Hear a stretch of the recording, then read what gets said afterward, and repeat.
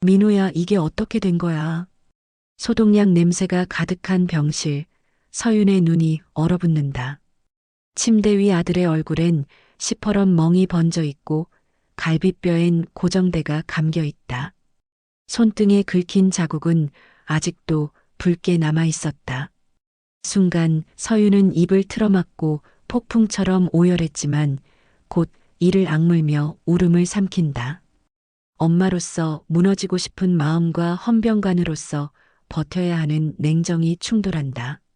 아들의 떨리는 목소리, 엄마 미안해라는 말이 귓가에 스친다. 눈물에 젖은 서윤의 시선은 더 이상 피할 수 없는 진실을 향해 흔들리고 있었다.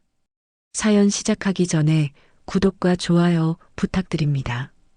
여러분의 응원이 영상 제작에 큰 힘이 됩니다. 새벽 5시 서윤의 눈이 떠졌습니다. 알람이 울리려면 아직 30분이나 남았는데 가슴 한구석에서 올라오는 불안감이 그녀를 깨운 것이었죠. 주방 벽시계의 초침 소리가 유난히 크게 들렸습니다. 똑똑똑. 어젯밤 11시 민호가 수료 전 마지막 통화를 하겠다던 약속을 지키지 못한 게 계속 마음에 걸렸어요. 침대 옆 탁자에 놓인 스마트워치를 무심코 집어들었습니다. 화면을 켜자 전날 밤 11시 41분에 들어온 낙상 알림이 눈에 띄었습니다. 가족 공유 설정으로 경고만 도착한 것이었죠. 서윤의 미간이 좁혀졌습니다. 훈련 중에 넘어진 걸까? 아니면 다른 일이 있었던 걸까? 불안감이 더욱 커져갔어요. 부엌으로 향한 서윤은 도시락을 준비하기 시작했습니다. 민호가 좋아하는 계란말이를 먼저 만들었죠. 프라이팬에 기름을 두르고 달걀을 풀어넣으며 그녀의 손길은 평소보다 더 정성스러웠습니다. 진미채 볶음과 김치볶음도 차례로 도시락통에 담았어요. 반찬 하나하나를 담을 때마다 민호의 얼굴이 떠올랐습니다. 소스는 작은 비닐에 따로 포장했고 젓가락 포장지에는 수료 전 마지막 응원이라고 작은 메모를 붙였죠. 아파트를 나서며 만난 경비원 아저씨가 먼저 인사를 건넸습니다. 아드님 곧 수료하시죠? 이제 며칠 안 남았겠네요. 서윤은 억지로 미소를 지으며 고개만 끄덕였습니다. 평소라면 자랑스럽게 대답했을 텐데 오늘은 왜인지 말이 나오지 않았어요. 경비원의 평범한 인사말조차 그녀의 불안을 더욱 증폭시켰죠. 토요일 오전 8시 55분 서윤은 부대 정문에 도착했습니다. 출입 차량들이 길게 줄을 서 있었고 면회를 온 가족들로 입구는 북적였죠. 안내방송이 건조한 톤으로 반복되고 있었습니다. 건강하게 안전하게라는 문구가 적힌 현수막이 정문 위에 크게 걸려 있었어요. 그 문구가 왜인지 공허하게 느껴졌습니다. 위병소에서 면회 신청을 하려던 서윤 앞에 선임원사 한 명이 나타났습니다. 명찰에는 조기성이라고 적혀 있었죠. 49세로 보이는 그의 얼굴에는 권위적인 표정이 가득했습니다. 면회 기준을 아세요? 아줌마 규정도 모르고 오시면 곤란한데. 조기성의 말투에는 비아냥이 섞여 있었습니다. 서윤은 자신의 신분을 밝히지 않고 그저 어머니로서 응대했죠. 도시락 검사 과정에서 조기성은 의도적으로 시간을 끌었습니다. 젓가락 포장을 일일이 뜯어보고 반찬 라벨을 다시 확인하며 사소한 것까지 트집을 잡았어요. 이런 식의 미세한 권력 과시가 서윤을 더욱 불편하게 만들었습니다. 그때 위병소 유리창에 무언가가 반사되어 보였습니다. 전날 밤 촬영된 듯한 CCTV 캡처 화면이 데스크 위에 프린트되어 놓여 있었는데 야간에 박스를 반출하는 장면이 찍혀 있었죠. 서윤의 시선이 그곳에 잠시 멈췄습니다. 저건 무엇일까? 궁금증이 일었지만 지금은 물어볼 수 없었어요. 오늘은 면회가 안 됩니다. 훈육 일정이 있어서요. 조기성이 차갑게 통보했습니다. 서윤이 근거를 묻자 그는 중대장 문태환의 이름을 슬쩍 언급했죠. 하지만 문태환은 직접 나타나지 않았고 그의 보이지 않는 권위만이 이 상황을 지배하고 있었습니다. 서윤은 돌아서며 주먹을 꽉 쥐었습니다. 차에 올라탄 뒤 백미러를 통해 자신의 얼굴을 바라봤어요. 손등에 핏줄이 도드라져 보였고 그녀의 표정에는 어머니와 헌병감사단, 부단장 사이의 갈등이 그대로 드러나 있었죠. 부대를 나온 서윤은 근처 편의점에 들렀습니다. 영수증에 찍힌 시간은 오전 9시 37분이었어요. 계산대 직원과 다른 손님이 소곤거리는 소리가 들렸습니다. 요즘 저 부대 분위기가 많이 빡세졌대요. 훈련병들 힘들어한다던데. 서윤은 귀를 기울였지만 더 이상의 정보는 들을 수 없었습니다. 편의점을 나오며 핸드폰 배경화면을 봤어요. 민호가 초등학교 때 학예회에서 받은 메달을 목에 걸고 환하게 웃는 사진이었죠. 그때는 얼마나 자랑스러워했던가. 지금 민호는 어떤 상태일까? 걱정이 밀려왔습니다. 차 안은 조용했지만 멀리서 군가 소리가 희미하게 들려왔어요. 창밖으로는 봄날의 따뜻한 햇살이 비치고 있었는데 서윤의 마음은 차갑게 얼어붙어 있었습니다. 컵라면에서 올라오는 김이 차창에 서리를 만들었죠. 그녀는 깊은 한숨을 내쉬며 핸들을 잡았습니다. 의무실로 직접 연락을 해봐야겠다는 생각이 들었어요. 대표번호로는 연결이 안 됐지만 비상 연락망에 남아있던 민호. 대대표기를 실마리로 겨우 통화를 연결할 수 있었습니다. 의무대 입실 기록이요? 네, 있긴 한데 자세한 건 말씀드리기 어렵습니다. 경미한 타박상 정도로만 기록되어 있네요.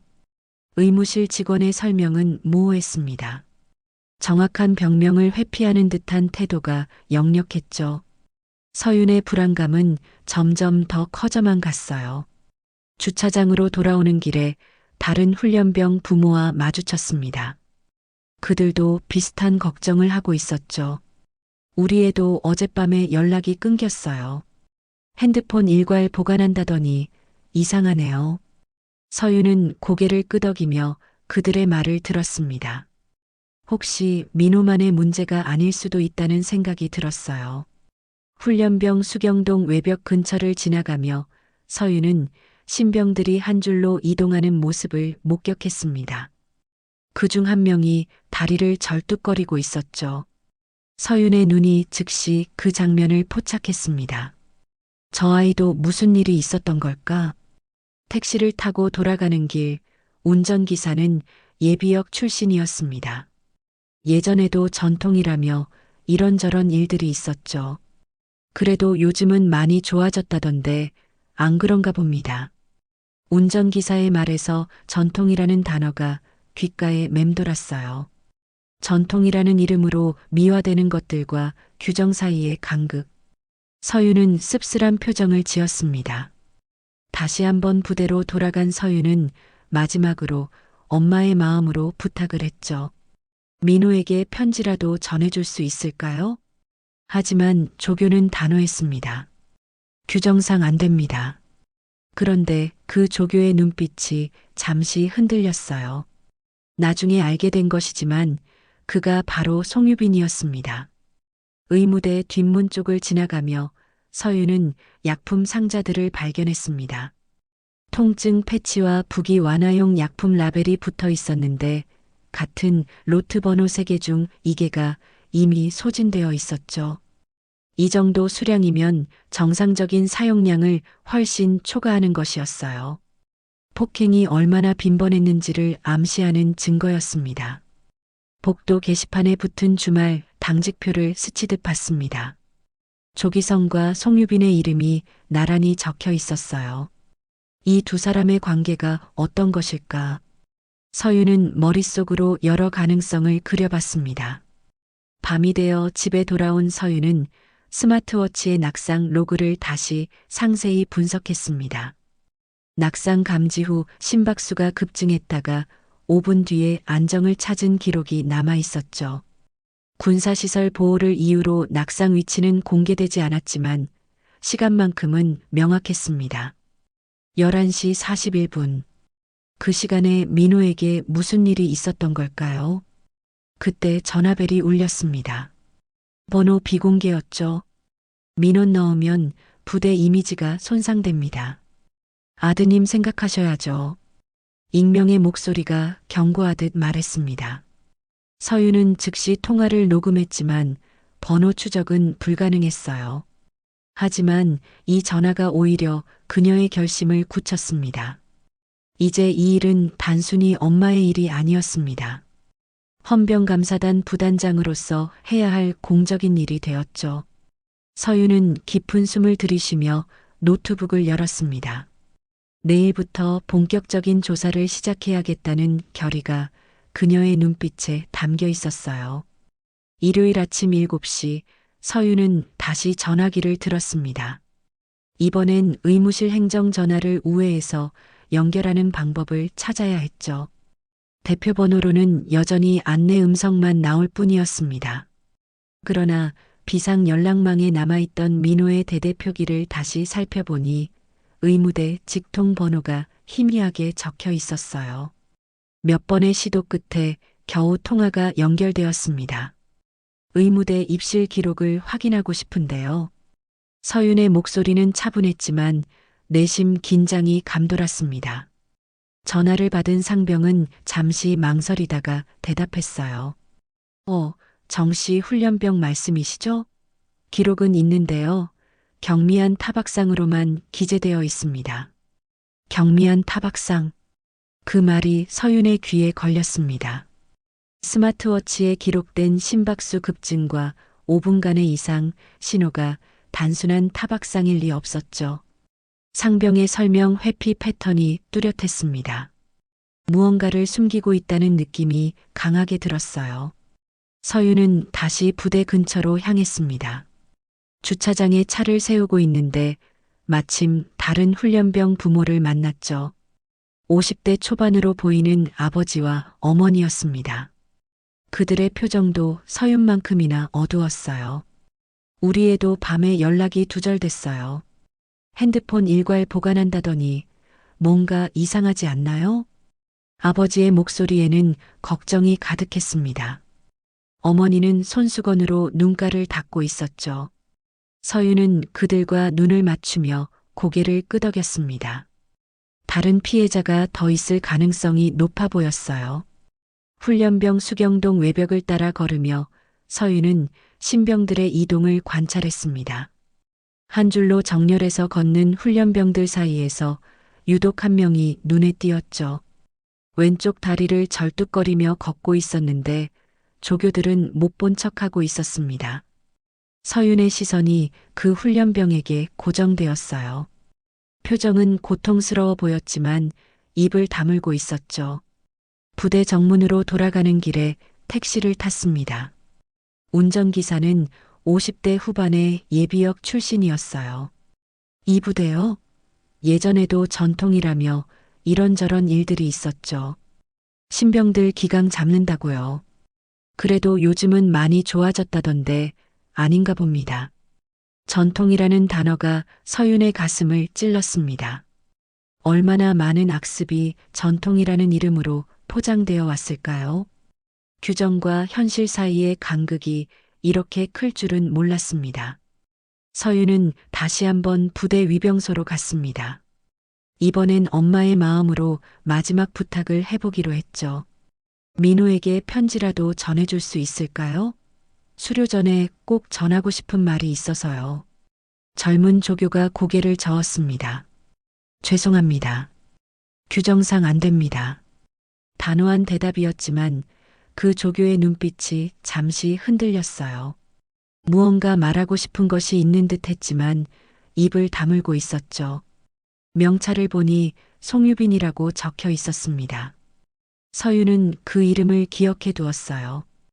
의무대 건물 뒤편으로 돌아가 보니 약품 상자들이 쌓여 있었습니다. 통증 패치와 부기 완화용 연고 상자들이었죠.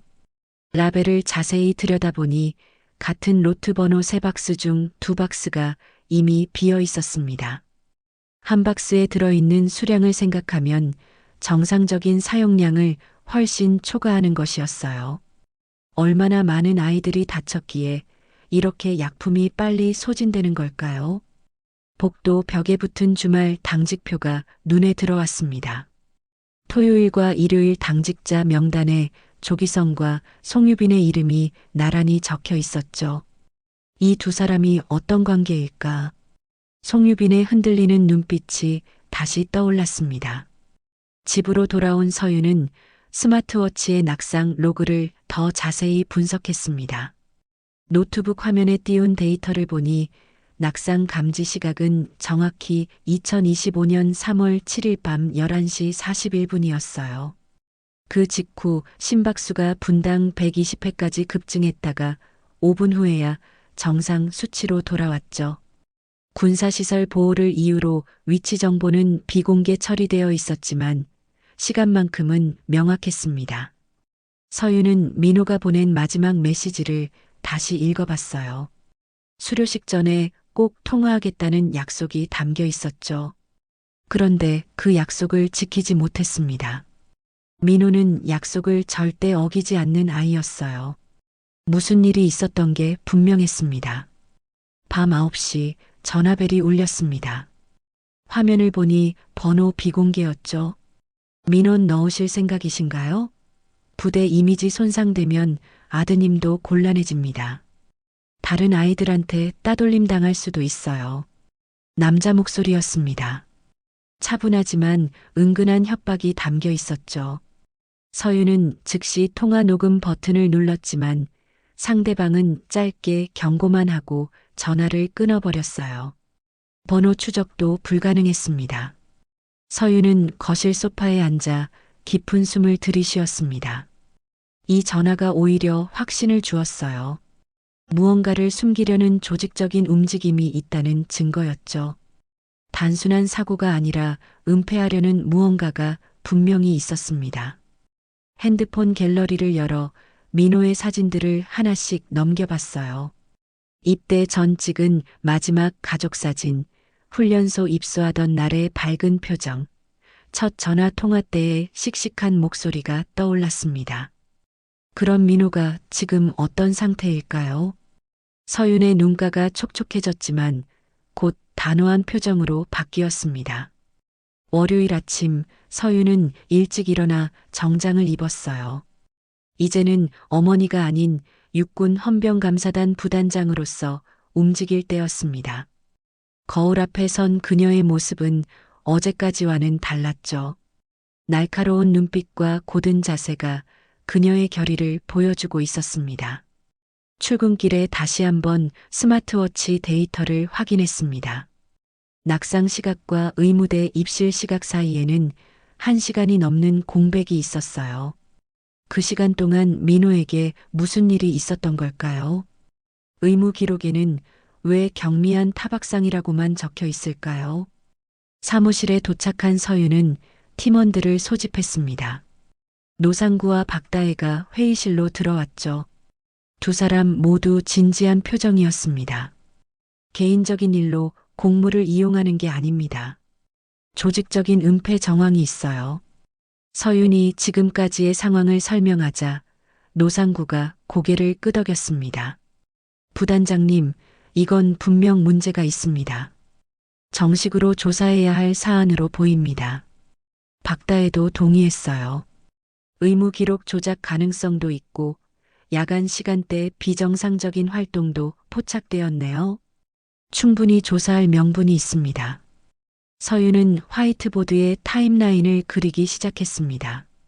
3월 7일 밤 11시 41분 낙상 감지, 다음 날 새벽 0시 12분과 2시 3분의 EMR 갱신, 야간 박스 반출 정황, 면회 거부와 모욕적 대우. 모든 정황이 하나의 그림으로 연결되고 있었죠. 이제 이 사건은 엄마의 일이 아닙니다. 국가의 일이 되었어요.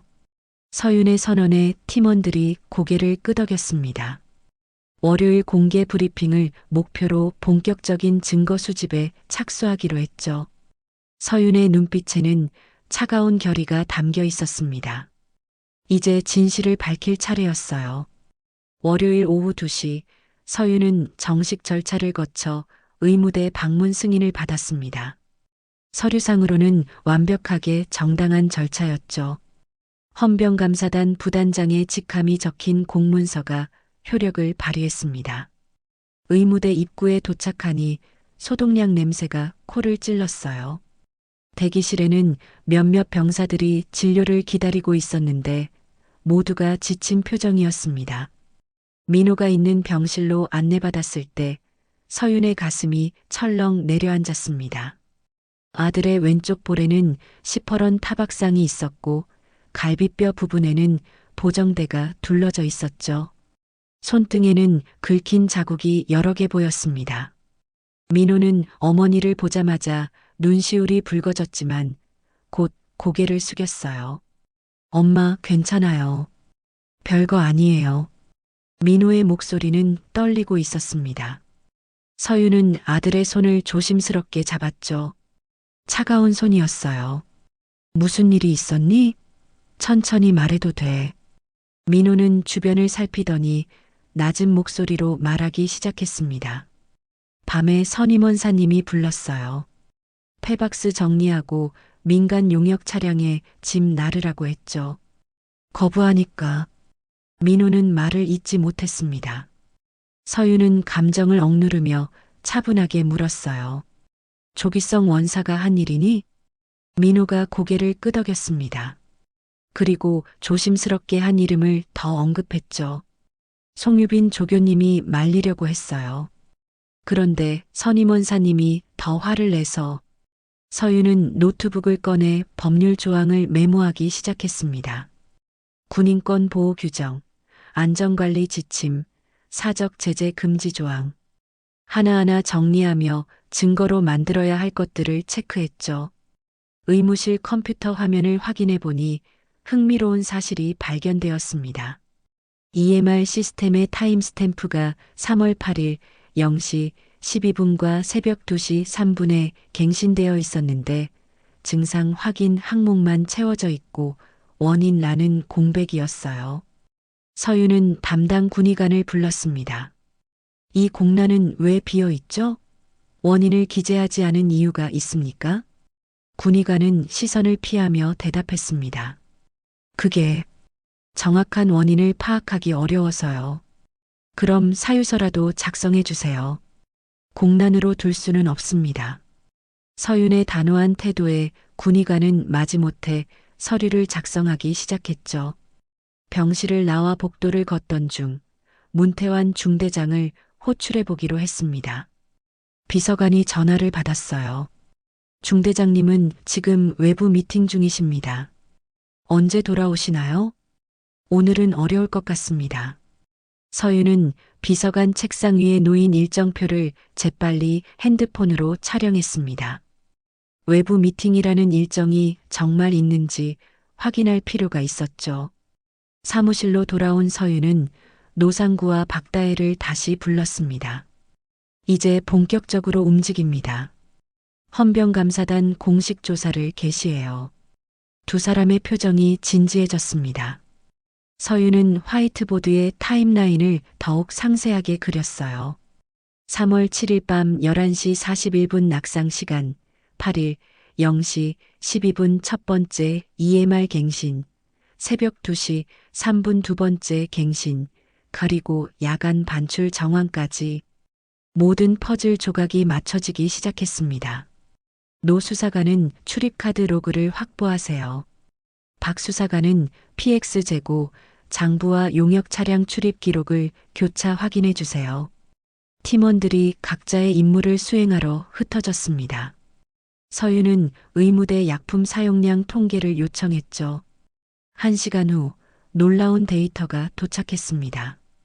진통 패치와 부기 완화 연고 사용량이 전월 대비 180% 증가했다는 내용이었어요. 저녁 6시 노상구가 급하게 들어왔습니다. 부단장님, 출입카드 로그를 확인했는데요. 3월 7일 밤 11시부터 8일 새벽 2시 사이에 창고와 후문 출입이 5번이나 반복되었습니다. 모두 조기성 원사의 카드였어요. 박다혜도 중요한 발견을 가져왔죠.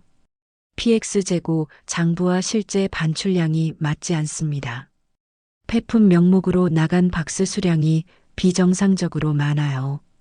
그리고 민간 용역 차량 출입 시간도 야간 훈련이 없던 날과 일치합니다. 서윤은 깊게 숨을 들이쉬었습니다. 증거들이 하나둘 모이고 있었어요. 그때 핸드폰이 울렸습니다. 송유빈이었죠. 한서윤 부단장님이시죠? 제가 드릴 말씀이 있습니다. 떨리는 목소리였습니다. 서윤은 조심스럽게 대답했어요. 어디서 만날까요? 부대 밖 카페에서 뵙고 싶습니다. 8시에 가능하실까요? 약속 시간에 카페에 도착하니 송유빈이 구석 자리에 앉아 있었습니다. 20대 후반으로 보이는 그의 얼굴에는 고민의 흔적이 역력했죠. 저도 가족이 있어요. 먹고 살아야 해서. 하지만 더 이상은 못 보겠습니다. 송유빈의 눈에 눈물이 고였습니다. 서윤은 차분하게 말했어요. 보호 조치를 해드릴 수 있습니다. 익명으로 진술하실 수도 있어요. 송유빈은 한참을 망설이다가 입을 열었습니다. 조기성 원사가 훈련병들에게 사적 심부름을 시켰어요. 거부하면 폭행했고요. 문태환 중대장도 알고 있었습니다. 묵인했죠. 서윤은 송유빈의 진술을 꼼꼼히 기록했습니다. 이제 내부 고발자의 증언까지 확보한 것이었어요. 다음 날 아침 문태환 측에서 반격이 시작되었습니다.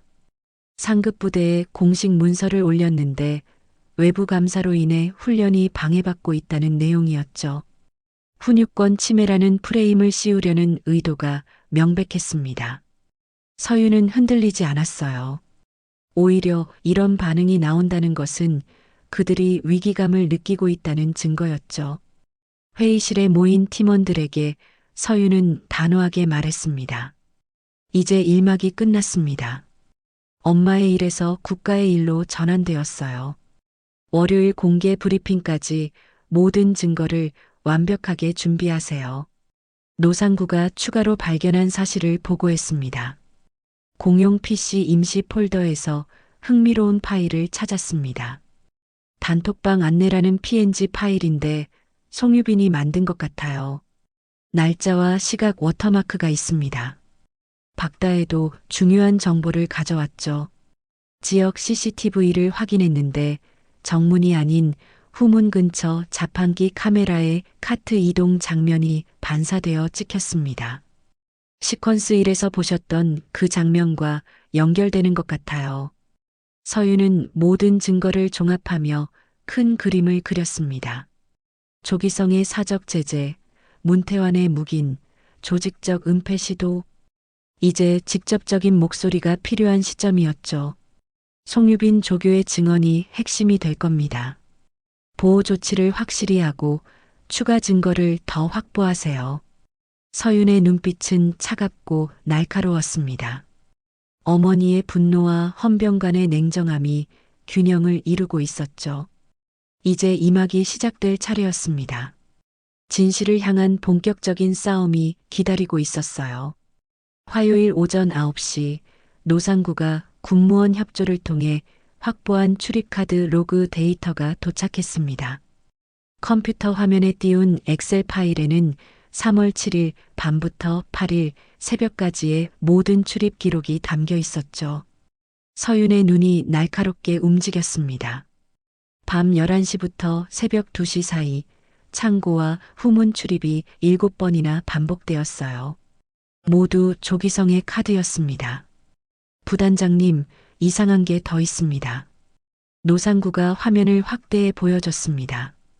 동일 시간대에 조기성 카드가 창고와 후문을 오가는 사이 다른 조교들의 카드도 비정상적인 패턴을 보이고 있었죠. 마치 조직적으로 움직인 것처럼 보였어요. 박다혜가 들어오며 서류 뭉치를 내려놓았습니다. PX 재고 장부와 민간 용역 차량 출입 기록을 대조했어요. 폐지와 박스 반출량이 실제 폐기물량의 3배가 넘습니다. 서윤은 두 데이터를 나란히 놓고 비교했습니다. 용역 차량이 들어온 시간과 조기성의 창고 출입 시간이 정확히 일치했죠. 폐품이라고 적혀 있지만 실제로는 다른 물건들이 반출된 것이 분명했습니다. 의무대에서 추가로 보내온 약품 사용량 통계를 열어봤어요. 그래프가 급격한 상승 곡선을 그리고 있었습니다. 2월 대비 진통 패치는 180%, 부기 완화 연고는 220% 증가했죠. 서윤은 펜으로 그래프 위에 동그라미를 그렸습니다. 이 정도 수치면 매일 여러 명이 다쳤다는 뜻이에요. 그때 노상구의 핸드폰이 울렸습니다. 짧은 통화 후 그의 표정이 밝아졌죠. 부단장님, 지역 CCTV 추가 영상을 확보했습니다. 후문 근처 자판기 카메라예요. 노트북 화면에 흑백 영상이 재생되었습니다. 화질은 선명하지 않았지만 카트를 끌고 가는 여러 명의 실루엣이 보였어요. 시간은 3월 7일 밤 11시 50분. 민호가 다친 시간과 겹치는 시점이었죠. 서윤은 훈련 스케줄표를 다시 확인했습니다. 그날은 야간 훈련이 없는 날이었어요. 그런데 왜 훈련병들이 밤에 밖으로 나왔을까요? 명백한 규정 위반이었습니다. 송유빈과의 두 번째 만남이 수요일 저녁으로 잡혔습니다. 이번엔 더 안전한 장소를 택했죠. 시내에서 떨어진 조용한 찻집이었습니다. 송유빈은 전보다 더 초췌해 보였어요. 가족들이 걱정하고 있어요. 제가 이런 일에 연루되면 서윤은 차분하게 설명했습니다. 보호 조치가 가능합니다. 익명으로 진술하시면 신원이 보호돼요. 가족도 안전할 겁니다. 송유빈은 한참을 고민하다가 핸드폰을 꺼냈습니다. 이걸 보여드리고 싶었어요. 화면에는 교관단 단체 메신저 대화방이 떠 있었죠. 조기성이 보낸 메시지들이 길게 이어져 있었습니다. 폐품 반출 도와라. 입 다물어라. 협조 안 하면 가만 안 둔다. 협박성 메시지들이었어요. 문태환의 반격이 목요일부터 본격화되었습니다. 상급부대에 보낸 공문이 효과를 발휘하기 시작했죠. 훈육권 침해라는 프레이밍이 먹혀들고 있었어요. 서윤의 사무실로 전화가 빗발쳤습니다. 외부 감사 때문에 훈련 일정이 지연되고 있다는데요. 상급부서 과장의 목소리였습니다. 서윤은 침착하게 대응했죠. 정당한 절차에 따른 조사입니다. 훈련 방해가 아니라 안전 확보를 위한 조치예요. 하지만 압박은 계속되었습니다. 문태환이 직접 나서지는 않았지만 그의 영향력이 곳곳에서 작동하고 있었죠. 노상구가 새로운 발견을 가져왔습니다. 창고 선반의 먼지를 조사한 결과였어요. 최근 박스를 옮긴 흔적이 선명합니다. 먼지 라인이 끊긴 부분이 있어요. 날짜를 추정해 보면 3월 7일경입니다. 작은 디테일이지만 중요한 증거였습니다. 박다에도 흥미로운 사실을 발견했죠. 쓰레기 봉투 라벨 날짜가 맞지 않아요. 3월 5일자 봉투가 8일에 버려졌습니다. 뭔가를 숨기려고 날짜를 조작한 것 같아요. 증거들이 하나씩 쌓여갔지만 결정적인 한 방이 필요했습니다. 그때 노상구가 공용 PC에서 중요한 파일을 발견했죠. 부단장님, 이것 좀 보세요. 화면에 떠오른 것은 PNG 파일이었습니다. 파일명은 단톡방 안내였고 하단에 날짜와 시각 워터마크가 선명했어요. 3월 7일 오후 10시 30분. 송유빈이 몰래 캡처해 둔 것이 분명했습니다. 이걸로 시간대를 정확히 매칭할 수 있겠네요. 서윤은 타임라인 보드를 다시 정리했습니다. 오후 10시 30분 단톡방 지시, 11시 41분 민호 낙상, 자정과 새벽 2시 EMR 갱신, 모든 것이 연결되고 있었죠. 금요일 오전 서윤은 팀원들을 모았습니다. 지금까지는 충분하지만 직접적인 목소리가 필요해요. 송유빈 조교의 공식 진술을 받아야 합니다. 팀원들이 고개를 끄덕였습니다. 노상구가 우려를 표했죠. 그런데 부단장님, 상부 압박이 심해지고 있어요. 이 정도면 충분하지 않을까요? 서윤은 단호하게 고개를 저었습니다. 아니요. 그들이 반격할 빌미를 주지 않으려면 완벽해야 해요. 내부 고발자의 목소리가 있어야 합니다. 그날 오후 송유빈으로부터 연락이 왔습니다. 결심했어요. 진술하겠습니다. 대신 가족 보호를 확실히 해주세요. 서윤은 즉시 보호 조치를 준비했습니다. 익명 진술서 작성, 신변 보호 프로그램 등록, 임시 거처 마련까지 모든 준비가 완료되었죠. 주말을 앞둔 금요일 저녁, 서윤은 혼자 사무실에 남아 있었습니다. 책상 위에는 지금까지 모은 모든 증거가 펼쳐져 있었어요. 출입 로그, 재고, 장부, CCTV 영상, 약품 사용량 그래프, 단톡방 캡처, 그리고 곧 추가될 송유빈의 진술서까지. 창밖으로 어둠이 내리고 있었습니다. 서윤은 깊은 숨을 들이쉬었어요. 이제 절반쯤 왔습니다. 하지만 앞으로가 더 힘들 것이라는 걸 알고 있었죠. 문태왕과 조기성이 가만히 있을 리 없었습니다. 핸드폰이 울렸습니다. 남편이었어요. 무리하지 마.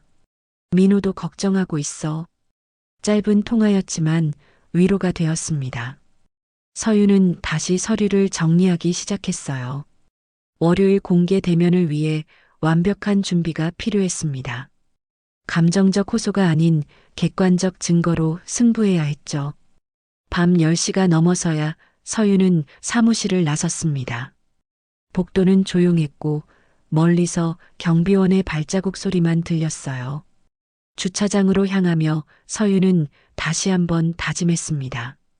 이제 물러설 수 없다고. 진실은 반드시 밝혀져야 한다고. 토요일 밤 11시 서윤의 노트북에 익명 메일이 도착했습니다. 발신자는 비공개였지만 첨부된 파일들을 보자마자 송유빈이라는 걸 알 수 있었죠. 압축 파일을 열자 수십 개의 스크린샷과 동영상 파일이 쏟아져 나왔습니다. 첫 번째 폴더에는 교관단 단톡방 캡처가 들어 있었어요. 조기성이 보낸 메시지들이 시간 순서대로 정리되어 있었습니다. 폐품 반출 도와라. 입 다물어. 협조 안 하면 인사고과에 반영한다. 노골적인 지시와 협박이 그대로 드러나 있었죠. 두 번째 폴더를 열자 짧은 동영상이 재생되었습니다. 야간 훈련장에서 몰래 촬영한 것 같았어요. 화면이 흔들렸지만 조기성의 목소리는 선명했습니다. 규정대로만 하면 군대가 돌아가나? 선배들도 다 이렇게 했어. 멀리서 훈련병들의 그림자가 무거운 것을 나르고 있는 모습이 보였습니다. 카메라가 흔들리며 촬영이 중단되었지만 충분한 증거였어요. 서윤은 즉시 노상구와 박다혜를 호출했습니다. 새벽 1시가 넘었지만 두 사람 모두 바로 응답했죠. 지금 당장 와주세요. 결정적인 증거를 받았습니다. 30분 후 회의실에 모인 세 사람은 파일들을 하나씩 검토하기 시작했습니다. 노상구가 메타데이터를 분석했어요. 촬영 기종은 갤럭시 S24, 시간과 날짜가 정확히 기록되어 있습니다. 위치 정보는 제거했지만 시간대는 우리가 추정한 것과 일치해요. 박다혜는 파일의 진위를 검증했습니다. 원본 해시값을 생성했어요. 조작되지 않은 원본이 맞습니다. 체인 오브 커스터디 문서도 작성하겠습니다. 증거의 신뢰도를 확보하는 작업이 새벽까지 이어졌습니다. 서윤은 메모지의 중요 포인트를 정리했죠. 교관단의 조직적 가담, 조기성의 직접 지시, 훈련병 동원 증거, 모든 퍼즐이 맞춰지고 있었어요.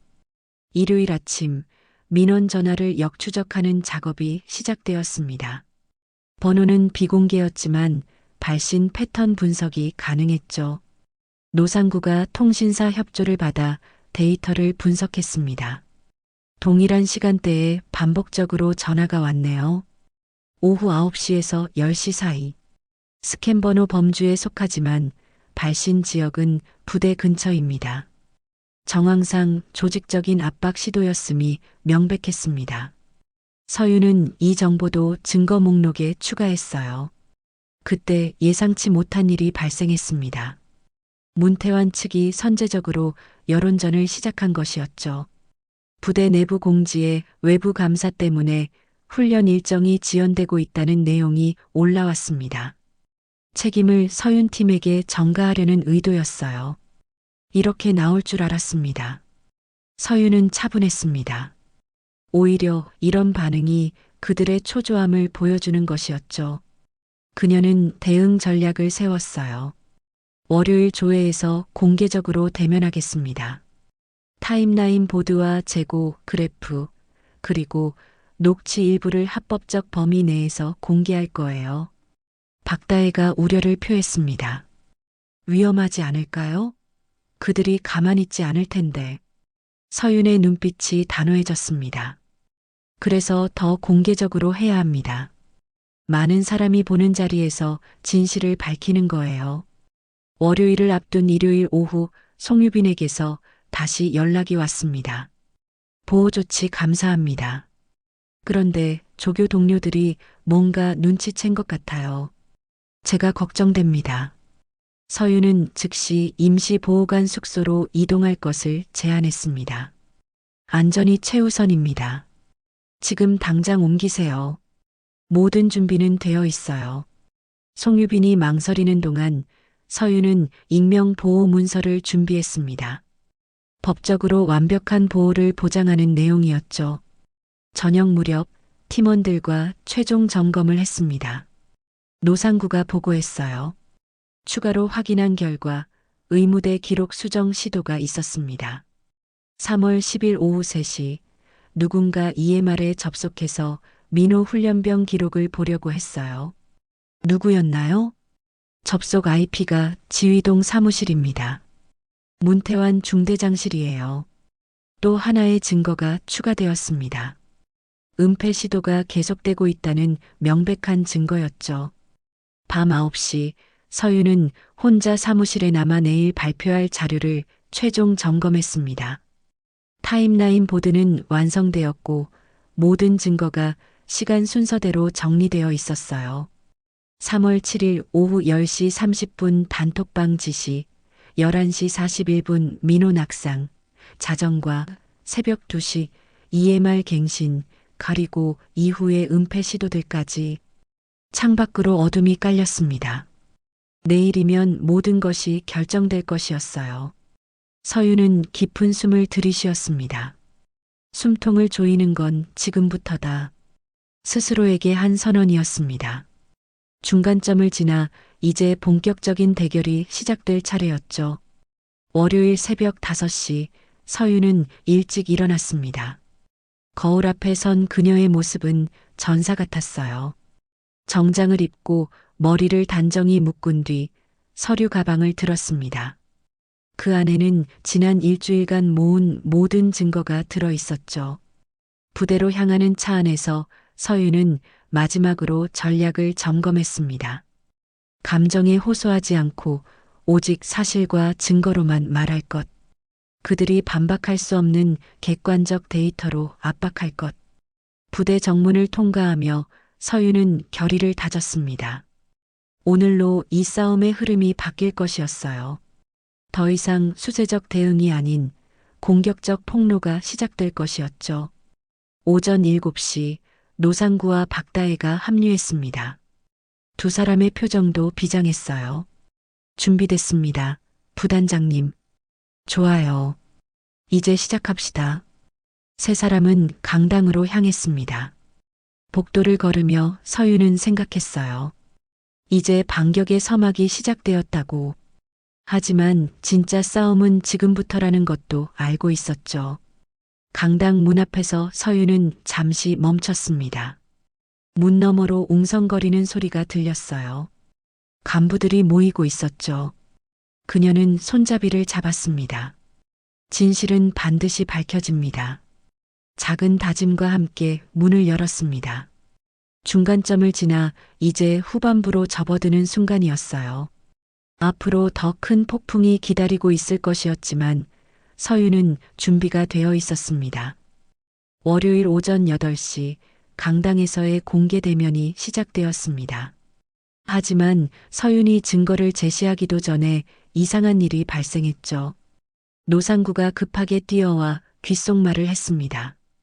부단장님, 창고 CCTV 영상 일부가 삭제됐습니다. 3월 7일 밤 11시 30분부터 8일 새벽 1시까지 구간이 덮어쓰기 되었어요. 서윤의 표정이 굳어졌습니다. 핵심 시간대의 영상이 사라진 것이었죠. 누군가 주말 사이에 증거를 인멸하려 시도한 것이 분명했습니다. 하지만 노상구가 작은 미소를 지었어요. 걱정 마세요. 백업 NAS에서 미러본을 복구했습니다. 원본은 살아있어요. 기술적 대비가 효과를 발휘한 순간이었습니다. 서윤은 안도의 한숨을 쉬며 발표를 시작했죠. 타임라인 보드와 증거들을 하나씩 제시하며 사건의 전모를 밝혔습니다. 그런데 발표가 끝나자마자 예상치 못한 소식이 전해졌어요. 민호가 갑자기 다른 부대로 전출 명령을 받았다는 것이었습니다. 회복 목적 재배치라는 명분이었지만 실제로는 증인을 격리시키려는 의도였죠. 서윤은 즉시 법무실로 달려갔습니다. 이동 중지 가처분을 신청하기 위해서였어요. 상급부대 협조를 얻어 긴급 조치를 취했습니다. 피해자 보호 차원에서 이동을 중지시켜 주세요. 조사가 진행 중입니다. 가처분이 승인되어 민호의 전출은 막았지만 압박은 계속되었습니다. 화요일 오후 송유빈으로부터 긴급 연락이 왔어요. 조기성 원사가 저를 찾아왔어요. 계약직 전환을 보장하겠다고 가족까지 챙기겠다고 회유했습니다. 송유빈의 목소리는 떨리고 있었습니다. 그리고 더 충격적인 이야기를 들려줬죠. 그리고 오늘 점심시간에 식판에 이상한 쪽지가 끼워져 있었어요. 입 다물라는 협박이었습니다. 서윤은 즉시 쪽지를 증거로 확보하라고 지시했습니다. 지문이나 DNA는 기대하기 어려웠지만 용지 재질과 프린터 노이즈 패턴으로 출처를 추적할 수 있을 것이었어요. 박다혜가 쪽지를 분석한 결과를 가져왔습니다. 용지는 부대 내 행정실에서 쓰는 것과 동일합니다. 프린터 패턴도 지휘동 사무실 프린터와 일치해요. 증거가 또 하나 추가되었지만 동시에 압박도 더 거세졌습니다. 수요일부터 훈련병들 사이에 이상한 루머가 퍼지기 시작했어요. 민호가 원래 문제아였고 선임들이 고생했다는 내용이었습니다. 피해자를 가해자로 둔갑시키는 전형적인 프레이밍이었죠. 서윤은 생활관 비공개 면담을 통해 진실을 알리려 했습니다. 몇몇 훈련병들을 개별적으로 만나 실제 상황을 설명했어요. 민호 훈련병은 피해자입니다. 사실을 왜곡하는 루머에 속지 마세요. 하지만 이미 퍼진 소문을 바로잡기는 쉽지 않았습니다. 목요일 문태환이 직접 나섰습니다. 공식 경고서를 보낸 것이었죠. 감사단은 훈육권을 간섭하지 말라. 이는 지휘권 침해다. 동시에 상급자 미팅에서 서윤을 겨냥한 발언을 했습니다. 개인 감정이 개입되어 객관성을 잃었다는 프레임이었어요. 서윤은 즉시 상급자를 만나러 갔습니다. 회의실에는 대령과 준장이 앉아 있었죠. 이건 개인 감정이 아닌 공적 책무입니다. 객관적 증거를 바탕으로 조사하고 있어요. 서윤은 차분하게 증거들을 제시했습니다. 상급자들도 증거의 무게를 인정할 수밖에 없었죠. 알겠습니다. 중립 참관 장교를 파견하겠습니다. 공정하게 진행하세요. 작은 승리였지만 팀 내부에서도 갈등이 생기기 시작했어요. 부단장님, 지금 확보한 증거로도 기소는 충분합니다. 더 이상 무리할 필요가 있을까요? 박다혜의 말에 일리가 있었습니다. 하지만 서윤은 고개를 저었어요. 아니요. 공개 대면을 위해서는 더 확실한 연결고리가 필요해요. 그들이 빠져나갈 구멍을 만들어선 안 됩니다. 긴장된 분위기가 흐른 뒤 팀은 다시 전략을 조정했습니다. 금요일 오전 노상구가 의무대 기록에서 새로운 사실을 발견했어요. EMR 수정 타임 스탬프를 다시 확인했는데 수정자 아이디가 간호장교 계정으로 되어 있습니다. 그런데 실제 접속 IP는 지휘동 사무실이에요. 누군가 간호장교 계정을 도용해서 기록을 수정한 것이었습니다. 대리 수정의 명백한 증거였죠. 오후에 조기성이 직접 서윤을 찾아왔습니다. 그의 얼굴은 붉게 상기되어 있었어요. 상관 모욕이다. 감사방해다. 고소하겠다. 거친 언사를 내뱉으며 위협했지만 서윤은 차분하게 대응했습니다. 모든 대화는 녹취되고 있습니다. 조심하시죠. 조기성의 표정이 일그러졌습니다. 그는 욕설을 내뱉으며 돌아섰죠. 그 모든 과정이 녹음되었습니다. 토요일 서윤은 다시 혼자 사무실에 남아 지금까지의 상황을 정리했습니다. 분노가 치밀어 올랐지만 프로토콜을 지켜야 했어요. 감정을 다스리며 스스로에게 되뇌었습니다. 누구도 절차를 흠잡지 못하게 해야 한다. 주말 동안 추가 압박이 이어졌습니다. 익명 전화, 협박 메시지, 심지어 서윤의 차 타이어에 못이 박혀 있기도 했죠. 하지만 이 모든 것이 오히려 그들의 절박함을 보여주는 증거였습니다. 일요일 저녁 팀원들과 긴급 회의를 했어요. 그들이 이렇게 나온다는 것은 우리가 급소를 찌르고 있다는 뜻입니다. 노상구가 동의했습니다. 맞습니다. 증거 인멸 시도, 증인 격리 시도, 협박과 회유. 전형적인 은폐 패턴이에요. 박다혜도 결의를 다졌죠. 끝까지 가겠습니다. 이제 물러설 수 없어요. 밤 10시 서윤은 마지막으로 모든 증거를 점검했습니다. 삭제 시도된 CCTV 영상, 도용된 계정으로 수정된 의무 기록, 협박 쪽지와 녹취록. 그들의 모든 방해 시도가 오히려 증거가 되었죠. 창밖을 바라보며 서윤은 생각했습니다. 압박이 거세질수록 진실에 가까워지고 있다고. 하지만 아직 갈 길이 남아 있었어요. 최종 대결을 앞두고 마지막 준비를 해야 했습니다. 핸드폰이 울렸습니다. 송유빈이었어요. 부단장님, 저 결심했습니다. 공개 증언하겠어요. 더 이상 숨지 않겠습니다. 중요한 전환점이었습니다. 내부 고발자의 공개 증언이 확보된 것이었죠. 서윤은 깊은 숨을 들이쉬었습니다. 감사합니다. 끝까지 보호하겠습니다. 이제 이 막이 끝나가고 있었습니다. 최종 결전을 앞둔 긴장감이 공기를 가득 채웠어요. 월요일 밤 11시 서윤과 팀은 후문 창고 근처에서 야간 잠복을 시작했습니다. 사전에 합법적 승인을 받은 감시였죠. 어둠 속에서 3시간째 기다리던 중 드디어 움직임이 포착되었습니다. 용역 차량 한 대가 천천히 후문으로 접근하고 있었어요. 노상구가 야간 투시경으로 관찰하며 속삭였습니다. 차량 번호 확인했습니다. 지난번 기록에 있던 그 차예요. 창고 문이 열리고 여러 명이 박스를 나르기 시작했습니다. 박스에는 폐지라고 적혀 있었지만 실제 내용물은 달랐죠. PX 인기 상품의 빈 박스들과 함께 비인가 물품들이 섞여 있었습니다. 서윤이 신호를 보내자 팀원들이 일제히 움직였어요. 현장을 포위하고 증거를 확보하기 시작했습니다. 조기성의 얼굴이 하얗게 질렸죠. 이게 무슨 짓입니까? 정당한 절차를. 압수수색 영장입니다. 박다혜가 영장을 제시했습니다. 조기성이 거칠게 반응했어요. 상관 모욕이다. 감사방해다.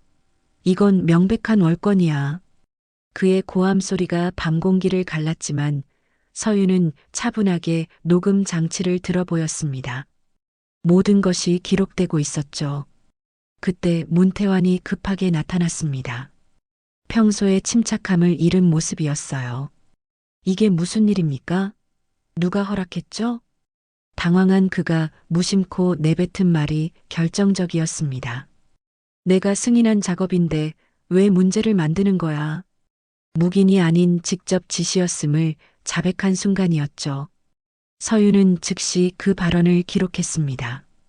창고 안에서 핵심 증거들이 쏟아져 나왔어요. 먼저 출입수기 대장이 발견되었습니다.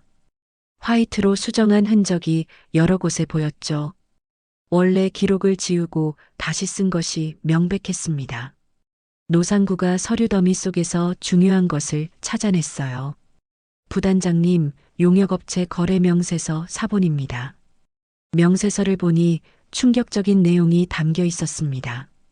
야간 반출 대가로 폐기물 처리비가 정상 요금의 5배로 청구되어 있었어요. 명백한 리베이트 정황이었죠. 박다혜는 자판기 카메라 원본 메모리를 확보했습니다. 삭제하려 했던 것 같은데 원본이 그대로 남아있네요. 증거 확보 작업이 한창일 때 서윤의 핸드폰이 울렸습니다. 상급부대였어요. 한 부단장님, 지금 무슨 일입니까?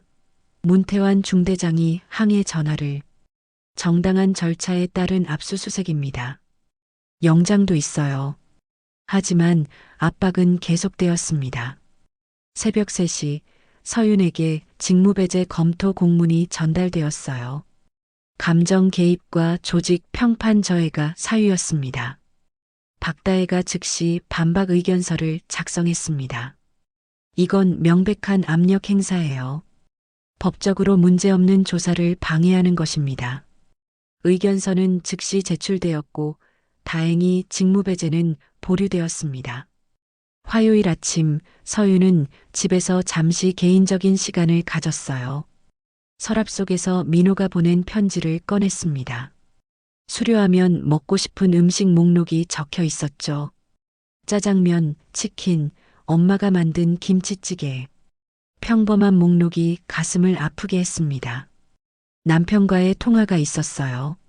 무리하지 마. 건강이 우선이야. 짧은 대화였지만 위로가 되었습니다. 서윤은 다시 일어섰어요. 엄마와 헌병관 사이에서 고민하던 시간은 끝났습니다. 이제는 결단의 시간이었죠. 사무실로 돌아온 서윤은 팀원들과 회의를 했습니다. 월요일 전 간부 공개 대면을 강행합니다. 본관 강당, 오전 8시, 전원 참석이에요. 노상구가 우려를 표했습니다. 위험하지 않을까요? 그들이. 그래서 더 공개적으로 해야 합니다. 많은 사람이 보는 자리에서 그들이 반박할 수 없는 증거로 압박하는 거예요. 비상 소집 공지가 나갔습니다. 절차적 정당성을 완벽하게 갖춘 공식 소집이었죠.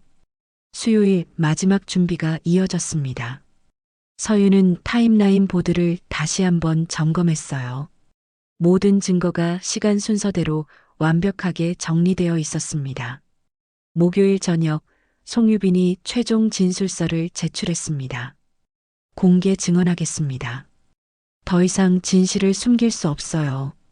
그의 결단이 마지막 퍼즐 조각이었습니다. 금요일 문태환 측에 마지막 시도가 있었어요. 서윤의 과거 인사 기록을 들추며 흠집을 내려 했지만 오히려 그들의 절박함만 드러났습니다. 토요일 밤 서윤은 혼자 강당을 둘러봤습니다. 월요일 이곳에서 모든 것이 결정될 것이었어요. 중앙 무대, 증거 테이블, 타임라인 보드가 놓일 자리를 머릿속으로 그렸습니다. 일요일 최종 점검이 이루어졌어요. 노상구와 박다혜가 모든 증거를 다시 한번 확인했습니다. 완벽합니다. 빈틈이 없어요.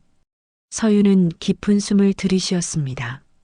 두려움과 확신이 교차했지만 핵심 데이터가 손안에 있다는 감각이 그녀를 단단하게 만들었어요. 내일이면 끝납니다. 스스로에게 한 다짐이었습니다. 길고 험난했던 싸움이 이제 막바지에 이르렀죠. 밤 11시 서유는 마지막으로 민호에게 문자를 보냈습니다. 내일이면 모든 게 끝날 거야. 조금만 더 견뎌. 답장이 곧 왔어요. 엄마 고마워요. 사랑해요. 짧은 메시지였지만 큰 힘이 되었습니다. 서유는 창밖을 바라봤어요.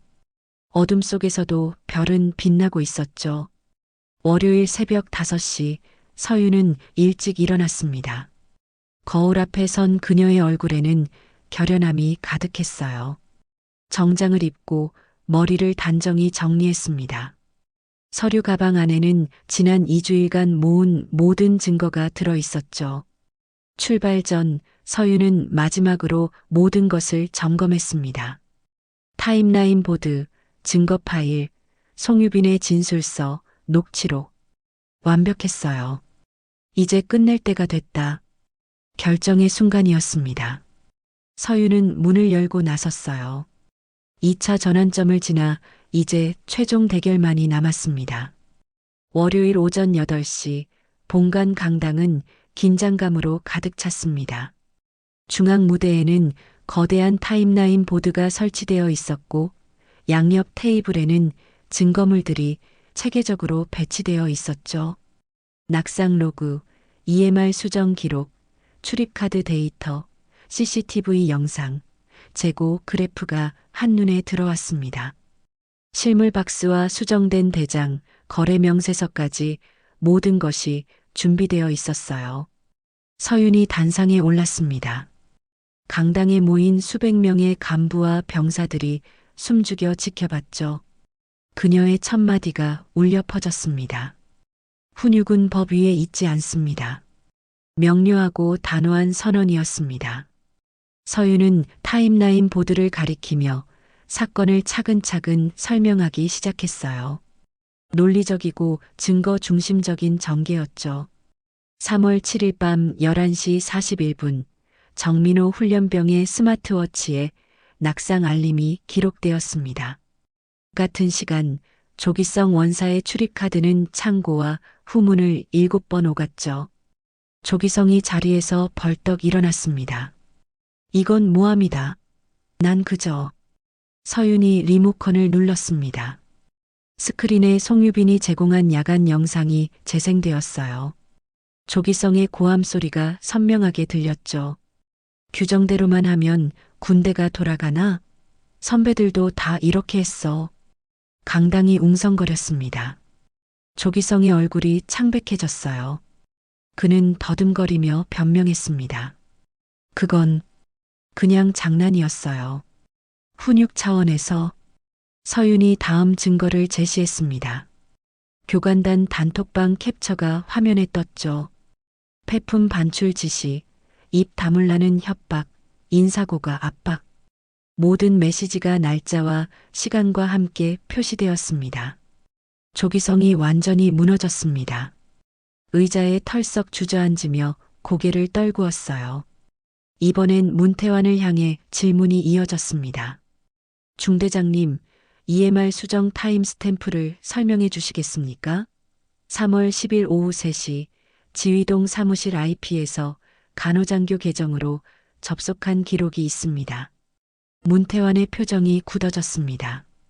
서윤은 추가 자료를 보여줬어요. 보고 지연 3회, 증거 인멸 시도 2회, 무응답 3회. 이것이 지휘관의 책임입니까? 문태환이 벌떡 일어나 소리쳤습니다. 부대 이미지를 생각해야지. 이런 식으로 공개하면. 그 순간 청중석에서 웅성거림이 커졌습니다. 병사들과 하급 간부들이 수군거렸죠.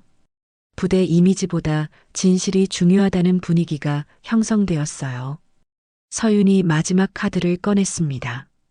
핸드폰을 들어 국방부 합동수사팀에 전화를 걸었어요. 지금 파견 요청합니다. 본관 강당으로 와주세요. 15분 후 합동수사팀이 도착했습니다. 동시에 군검찰 영장 집행이 공표되었죠. 조기성 원사, 감사방해 및 증거인멸 시도 혐의로 현행범 체포합니다. 수갑이 채워지는 소리가 강당에 울렸습니다. 문태환에게도 직무정지 명령이 내려졌어요. 서윤이 다시 단상에 섰습니다. 이번엔 피해자 보호 조치를 발표했죠. 정민호 훈련병을 포함한 모든 피해자들에게 신변보호, 보복금지, 완전한 치료 지원이 제공됩니다. 송유빈 조교는 내부 고발자 보호 프로그램에 따라 완전한 신분 보장을 받습니다. 강당 한쪽에서 송유빈이 눈물을 닦고 있었습니다. 용기를 낸 그에게 동료들이 조용히 박수를 보냈어요. 후속 개혁 패키지가 발표되었습니다. 야간 창고와 후문 출입은 이중 인증 시스템으로 전환, EMR 수정 시 자동 알림 시스템 도입, 익명신고 라인 구축과 전 병력 대상 인권 교육 실시, 서윤의 최종 선언이 울려 퍼졌습니다. 규율의 주인은 약자입니다. 힘없는 이들을 보호하는 것이 진정한 군의 명예입니다. 강당에 잠시 침묵이 흘렀습니다. 그리고 1명, 2명, 점차 많은 이들이 박수를 치기 시작했어요. 억지로 만든 감동이 아닌 진심 어린 지지의 박수였습니다. 일주일 후 민호가 퇴원했습니다. 완전히 회복된 그는 부대로 복귀했죠. 며칠 뒤 그는 후배 권익교육 영상에 출연했습니다. 거절은 죄가 아닙니다. 부당한 지시는 거부할 권리가 있어요. 민호의 목소리는 차분하고 단호했습니다. 그의 용기가 다른 이들에게 힘이 되고 있었어요. 부대에는 새로운 간부들이 부임했습니다. 그들은 훈련병들에게 존중의 언어를 사용했고 사적 지시 금지를 서약했죠. 식사 시간, 체력 단련, 야간 점호. 모든 일상에서 변화가 느껴졌습니다. 훈련병들의 표정이 밝아졌어요. 억압적인 분위기가 사라지고 건전한 훈육 문화가 자리 잡기 시작했죠. 한 달 후 서윤의 사무실에 새로운 신고가 접수되었습니다. 다른 부대에서 발생한 유사 사건이었어요. 서윤은 서류를 검토하며 팀원들을 불렀습니다. 출동 준비하세요. 이제 그녀의 목소리에는 절차를 아는 사람의 침착함이 담겨 있었습니다. 첫 사건을 통해 얻은 경험과 자신감이었죠. 차를 타고 부대를 나서며 서윤은 정문을 바라봤습니다. 건강하게 안전하게라는 현수막이 여전히 걸려 있었어요. 하지만 이제 그 문구는 빈말이 아니었습니다. 실제로 지켜지는 약속이 되었죠. 민호에게서 문자가 왔습니다. 엄마, 오늘 수료식이에요. 자랑스러운 군인이 되겠습니다. 서윤의 얼굴에 미소가 번졌습니다. 아들이 겪은 고통이 헛되지 않았어요. 그 아픔이 변화의 시작이 되었고 이제 더 많은 이들을 보호할 수 있게 되었죠. 저녁 무렵 서윤은 집으로 돌아왔습니다. 남편과 함께 저녁을 먹으며 평범한 대화를 나눴어요. 하지만 그녀의 마음속에는 여전히 사명감이 자리하고 있었습니다. 밤이 되어 서재에 앉은 서윤은 이번 사건의 보고서를 마무리했습니다. 마지막 문장을 적으며 생각했어요. 정의는 느리지만 반드시 실현된다고. 그리고 그 정의를 지키는 것이 자신의 일이라고. 창밖으로 별이 빛나고 있었습니다. 어둠을 뚫고 빛나는 별처럼 진실도 언젠가는 드러나게 마련이었죠. 서윤은 보고서를 닫으며 내일을 준비했습니다. 또 다른 싸움이 기다리고 있을지도 모르지만 이제는 두렵지 않았어요. 그녀에게는 경험이 있고 동료가 있고 무엇보다 흔들리지 않는 신념이 있었습니다. 규율의 주인은 약자라는 그 단순하지만 강력한 진리를 지키기 위해 계속 싸워나갈 것이었어요. 오늘의 이야기 어떠셨나요? 이 서윤에게 하고 싶은 말씀이 있으시면 여러분의 생각을 댓글로 편하게 나눠주세요. 이 아름답고 따뜻한 이야기가 널리 알려질 수 있도록 공유해 주신다면 여러분의 일상에도 기분 좋은 행운이 찾아올 거예요. 오늘도 감사합니다. 사연 라디오였습니다.